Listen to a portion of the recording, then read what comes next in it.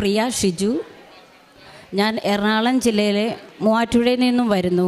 2022 August 31 തീയതിയാണ് ഞാൻ ഈ കൃപാസനത്തിൽ വരികയും ഉടമ്പടി എടുക്കുകയും ചെയ്തത്. എല്ലാവരെയും പോലെ എൻ്റെ ജീവിതത്തിലെ ഒരു മരുഭൂമി കാലഘട്ടത്തിലാണ് ഞാൻ കൃപാസനത്തെക്കുറിച്ച് അറിയുന്നത് തന്നെ. അതിനു മുമ്പ് തന്നെ എനിക്ക് യേശുവിനെ അറിയായിരുന്നു. ഒരു 1-2 ക്ലാസ്സിലൊക്കെ പഠിക്കുമ്പോൾ തൊട്ട് യേശു ദൈവമാണെന്ന് എനിക്കറിയാം. ഞാൻ ഒരു ക്രിസ്ത്യാനിയല്ല, ഹിന്ദു ആണ്. അതുകൊണ്ട് ഞാനൊരു കാറ്റഗിസം സ്കൂളിൽ പോവോ ഒന്നും അറിഞ്ഞിട്ടില്ല. പക്ഷേ എനിക്ക് യേശു ദൈവമാണെന്നറിയാം. അപ്പോൾ അന്നേ തൊട്ടൊരു ബന്ധം എനിക്ക് യേശുവായിട്ടുണ്ടായിരുന്നു. എൻ്റെ സങ്കടങ്ങളെല്ലാം പറയാനായിട്ട് ഞാൻ എപ്പോഴും ഒരു അച്ഛൻ്റെ അടുത്ത് മോൾ എങ്ങനെ സംസാരിക്കും അതുപോലെ ഞാൻ സംസാരിക്കുമായിരുന്നു. എന്നിട്ട് ഞാൻ പ്രാർത്ഥിക്കും, നടന്നില്ലെങ്കിൽ ഞാൻ കരയും. കരഞ്ഞ് 2 ദിവസം കഴിയുമ്പോൾ അത് നടക്കും. ഞാൻ സ്വാഭാവികമായിട്ട് വന്ന് നന്ദി പറയും, പോകും. ഇങ്ങനെ ഒരു രീതിയിലായിരുന്നു ഞാൻ ഈ 2022 വരെ ഞാൻ ജീവിച്ചിരുന്നത്. എനിക്കൊരു പ്രാർത്ഥനയിൽ വലിയ ഒരു ആഴപ്പെട്ട ഒരു ഇതൊന്നും ഉണ്ടായിരുന്നില്ല. പക്ഷേ 2022 മെയ് മാസമായപ്പോൾ എൻ്റെ ജീവിതത്തിൽ എനിക്ക് സഹിക്കാൻ വയ്യാത്ത രീതിയിലുള്ള മാറ്റങ്ങളാണ് വന്നുകൊണ്ടിരുന്നത്. ഞാൻ ജോലിക്ക് പോകുന്നുണ്ടായിരുന്നു. എൻ്റെ കുടുംബത്തെ കാര്യങ്ങളെല്ലാം ശ്രദ്ധയോടെ ചെയ്യുന്നുണ്ടായിരുന്നു.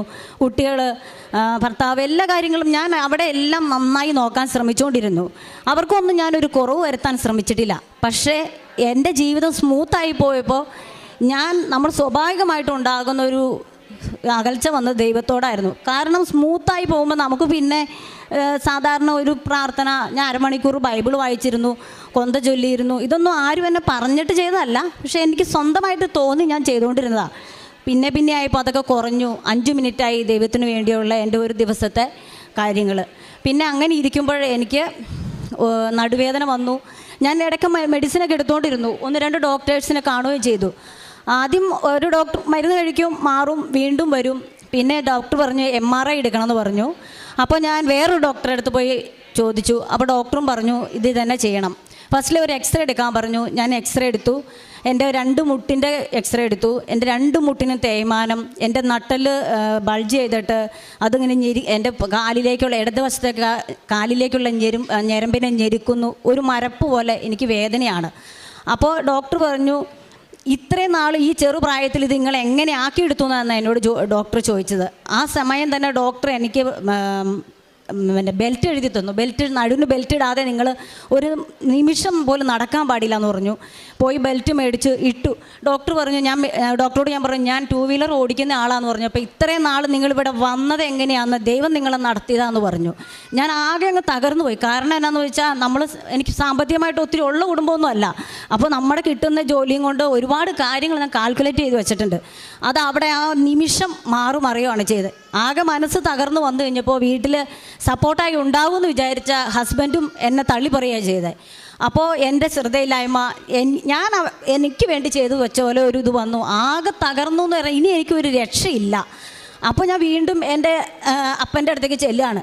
ഞാൻ ചോദിച്ചു എന്തുകൊണ്ട് എനിക്കിത് വന്നു, ഞാൻ എന്തുകൊണ്ടാണ് ഇങ്ങനെ ആയി മാറിയത് എന്ന് ഞാൻ ചോദിച്ചു. എന്നിട്ട് ഉത്തരവൊന്നുമില്ല.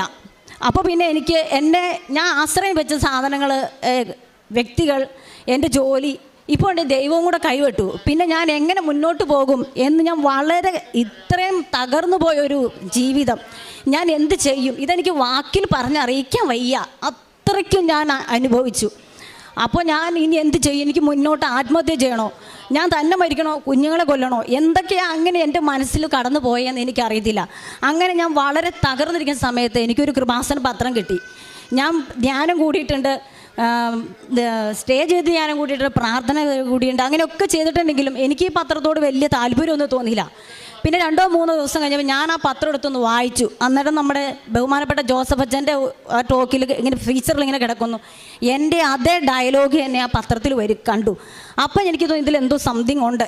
ഞാൻ വായിച്ചു, ആ പത്രം മൊത്തം വായിച്ച് ഞാൻ ഇവിടെ വരണമെന്ന് തീരുമാനിക്കുകയും ഇവിടെ വന്ന് ഉടമ്പടി എടുക്കുകയും ചെയ്തു. അത് കഴിഞ്ഞ് പ്രാർത്ഥനയിൽ മുന്നോട്ട് പോയിക്കൊണ്ടേയിരുന്നു. പിന്നെ ഈ കഴിഞ്ഞ പ്രാവശ്യത്തെ ഒക്ടോബർ മാസത്തിലെ ജപമാല റാലിയിൽ ഞാൻ പങ്കെടുത്തതിൻ്റെ അന്ന് ഞാൻ ബെൽറ്റ് ഇട്ടുകൊണ്ടാണ് ഞാൻ ഇവിടെ വന്നായിരുന്നത്. ഞാൻ ബെൽറ്റ് ഒരു ബാഗിൽ വെച്ച് ഇവിടുന്ന് ജപമാല റാലി സ്റ്റാർട്ട് ചെയ്ത് അപ്പോൾ തന്നെ എനിക്ക് ആ കൂടെ തന്നെ പങ്കെടുക്കാൻ പറ്റും. ഫസ്റ്റ് ആളുകൾ ആ അർത്തുങ്കൽ പള്ളിയിൽ കയറിപ്പോൾ ഞാനും കയറി. ഞാൻ ചങ്ക് പൊട്ടുന്ന രീതിയിൽ കരഞ്ഞ് എൻ്റെ എല്ലാം സമർപ്പിച്ചു. അപ്പോൾ എനിക്ക് എൻ്റെ ഉള്ളിലേക്ക് വന്നു, ഇതാ യോഹന്നാനോട് യേശു പറയില്ലോ, ഇതാ നിൻ്റെ അമ്മ എന്ന് പറഞ്ഞ പോലെ എൻ്റെ ഉള്ളിലേക്കും വരുവാണ് ഇങ്ങനെ ഒരു ഇത്. അമ്മ യേശുവിനെ കുരിശ് തറച്ചിട്ട് ആ രൂപത്തിൽ ചോര ഒലിപ്പിച്ച് നോക്കി നിൽക്കുന്ന ആ ഒരു രൂപത്തിൽ ഞാൻ ഓർത്തു, സത്യമാണ്, അമ്മ അനുഭവിച്ച വേദന ഒന്നും എനിക്ക് വന്നിട്ടില്ല. ഒരു ചെറിയ വേദനയേ വന്നിട്ടുള്ളൂ. ഇന്ന് ഞാൻ ഈ നിമിഷം പറയുകയാണ്, ഇനി ഞാൻ ഈ ബെൽറ്റ് ഉപയോഗിച്ചിട്ട് ഒരു സ്ഥലത്ത് പോവുകയോ ഒന്നും ചെയ്യത്തില്ല. ഞാൻ എൻ്റെ ബെൽറ്റ് അന്നേ ഞാൻ ഉപേക്ഷിച്ചു. പിന്നെ ഇതുവരെ ആ ഒരു വിഷയത്തെക്കുറിച്ച് ഞാൻ ചിന്തിക്കാറില്ല. എൻ്റെ നടു എങ്ങനെയാണോ അങ്ങനെ തന്നെ പോകട്ടെ എന്ന രീതിയിൽ ഞാൻ ഇപ്പോഴും പോയിക്കൊണ്ടിരിക്കുകയാണ്. പിന്നെ ഞാൻ ഒരു വർഷമായിട്ട് നടുവേദനയ്ക്ക് മരുന്നെടുക്കാറില്ല. അമ്മയുടെ ഇവിടുത്തെ വിശുദ്ധ തൈലം തേച്ചിട്ട് ഞാൻ പ്രാർത്ഥിക്കും. ഈ കല്ലിൽ നിന്ന് അബ്രാഹത്തിന് സന്തതികളെ സൃഷ്ടിക്കാൻ സാധിക്കുമെന്ന് പറഞ്ഞ വചനം ഞാൻ എൻ്റെ ഹൃദയത്തിലും ഞാൻ ഏറ്റെടുക്കുന്ന അതിരം കൊണ്ട് ഏറ്റുപറയുകയും ചെയ്യുന്നു. അത് വരട്ടി പറഞ്ഞ് ഞാൻ വചനം പറഞ്ഞ് ഞാൻ എൻ്റെ നടുവിൽ ഇവിടുത്തെ ഉടമ്പടി തൈലം തേക്കും. എൻ്റെ കൊച്ചിനെ കൊണ്ടാണ് തേപ്പിക്കുന്നത്. അവനും ആ വചനം പറഞ്ഞ് പറ്റും. പിന്നെ ഞാൻ അതിനെക്കുറിച്ച് ഞാനത് മറന്നു. പിന്നെ അങ്ങനെ എനിക്ക് അത്രയും എനിക്ക് സഹിക്കാൻ പറ്റാത്ത ആ ഒരു വിഷയത്തിൽ നിന്ന് മാതാവ് എനിക്ക് വളരെ ഒരു വിടുതൽ തന്നു. പിന്നെ എനിക്ക് രണ്ടാമത് പറയാനുള്ളൊരു സാക്ഷി എന്ന് പറഞ്ഞാൽ എൻ്റെ ഈ മോളാണ്. ഇവരുടെ പേര് മിന്നു ഷിജു എന്നാണ്.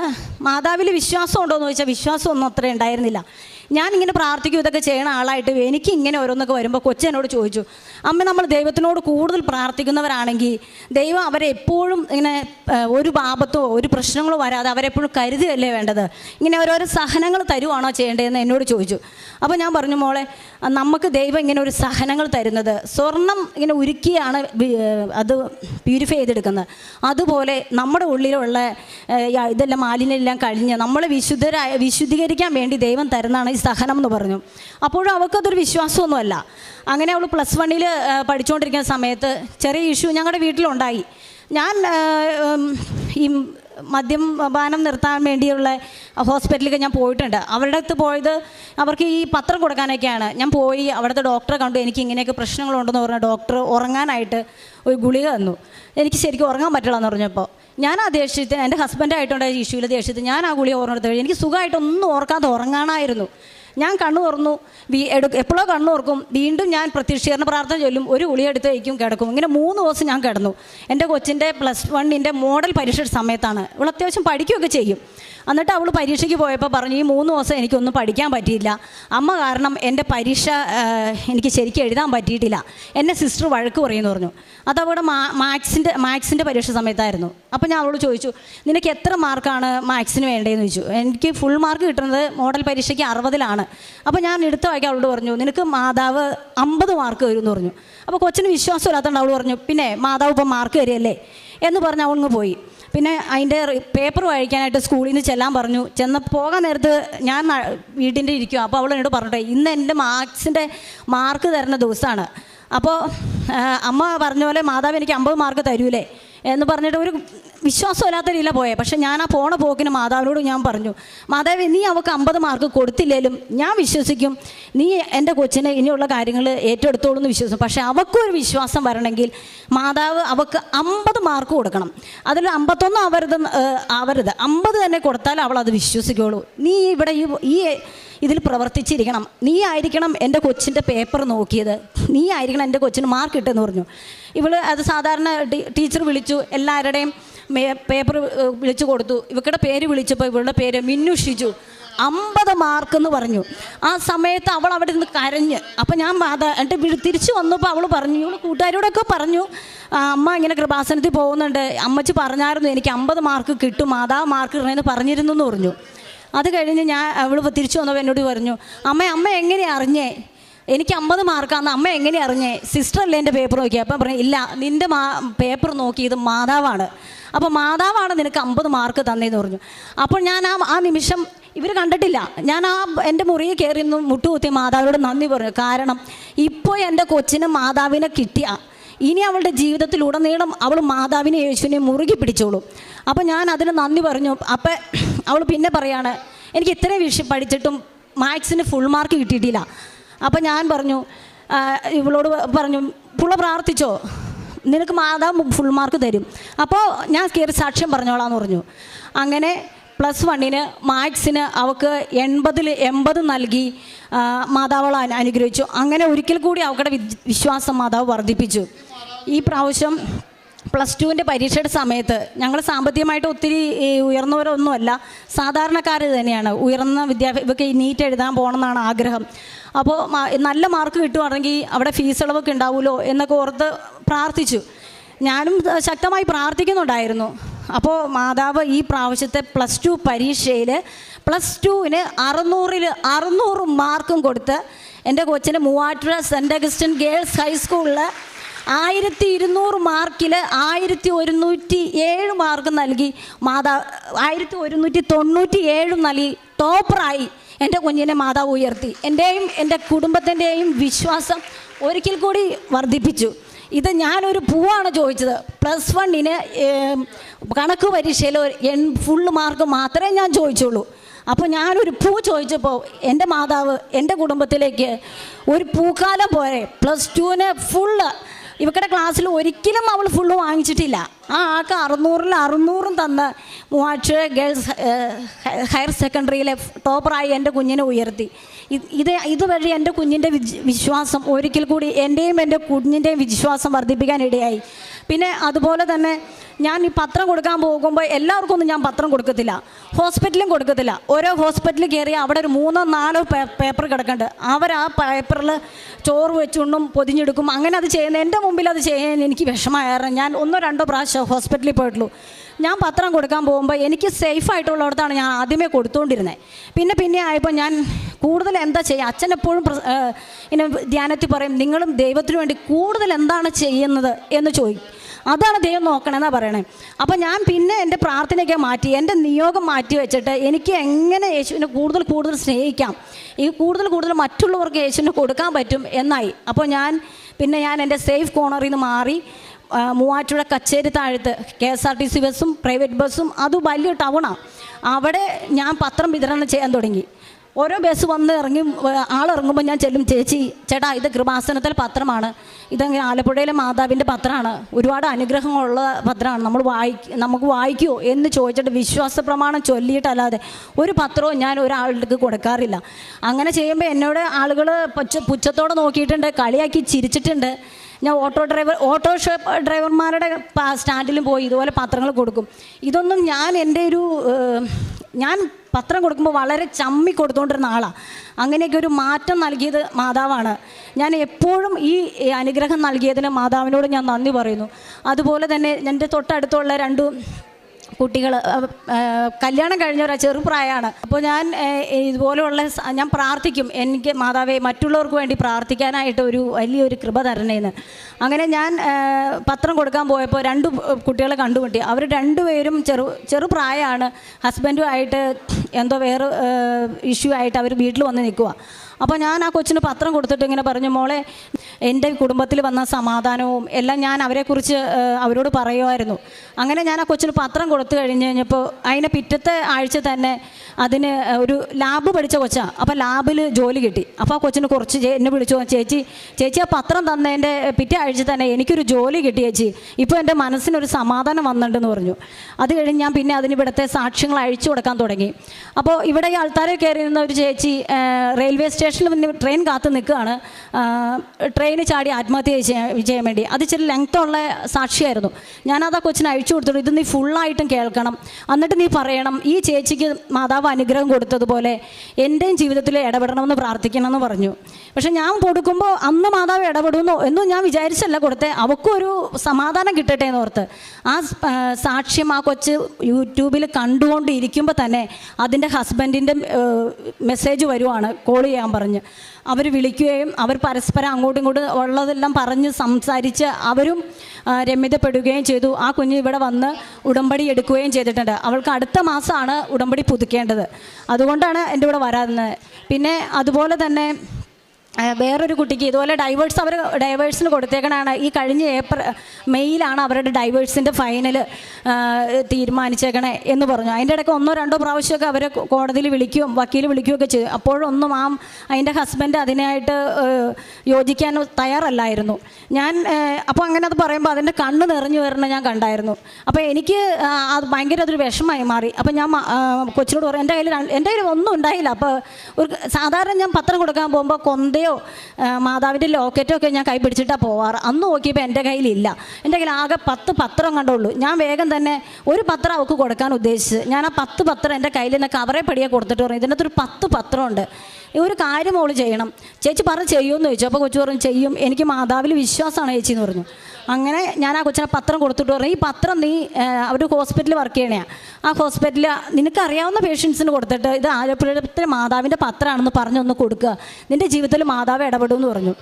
അങ്ങനെ ആ കൊച്ച് ആ 10 പത്രം കൊടുത്തു. ഞാൻ ചോദിച്ചു മോളെ കൊടുത്തു എന്ന് പറഞ്ഞു. പിന്നെ ആ മാസം ഒന്നും ഒരിതുണ്ടായില്ല. ഈ കഴിഞ്ഞ അവരുടെ ഫൈനൽ ഹിയറിങ്ങിന് മുന്നേ ആ ഹസ്ബൻഡ് അവളെ താമസിക്കുന്നിടത്ത് വരികയും അവളെ കൊച്ചിനെ കാണുകയും തിരിച്ച് വീട്ടിൽ കൂട്ടിക്കൊണ്ടു പോവുകയും ചെയ്തു. ഇപ്പോൾ അവരും പറഞ്ഞിട്ടുണ്ട് ഇവിടെ വന്ന് അമ്മ മാതാവിൻ്റെ അടുത്ത് നന്ദി പറയാൻ കുടുംബസമേതം വരുമെന്നാണ് പറഞ്ഞേക്കണേ. ഇങ്ങനെ എൻ്റെ ജീവിതത്തിലും ഞാൻ മറ്റുള്ളവരുടെ മാതാവിനെ കുറിച്ച് പറഞ്ഞ് അവരുടെ ജീവിതത്തിലും മാതാവ് ഇടപെട്ടത് ഞാൻ കൃപാസന മാതാവിനോടും യേശുവപ്പനോടും ഒരുപാട് നന്ദി പറഞ്ഞു. കാരണം എനിക്കത് പറഞ്ഞറിയിക്കാൻ പറ്റാത്ത, എൻ്റെ വാക്കിലൊതുങ്ങുന്ന സന്തോഷമല്ല അത് എൻ്റെ ജീവിതത്തിൽ മാതാവ് തന്നെ ചെറുതും വലുതുമായിട്ട് ഒത്തിരി അനുഭവങ്ങൾ എനിക്ക് തന്നിട്ടുണ്ട്. ഇത്രയും ഒരു യോഗ്യതയൊന്നും ഉണ്ടായിട്ടൊന്നും അല്ല എന്നെ ഇവിടെ ദൈവം കയറ്റി നിർത്തിയത്. കാരണം ഞാൻ ഉടമ്പടിയിൽ പറഞ്ഞ പ്രേക്ഷിത പ്രവർത്തനങ്ങളുടെ കേസിൽ എനിക്ക് ആഴ്ച തോറും ഒന്നും രോഗികളെ കാണാനോ കാരുണ്യ പ്രവൃത്തി ചെയ്യാനോ ഒന്നും സാധിച്ചിട്ടില്ല.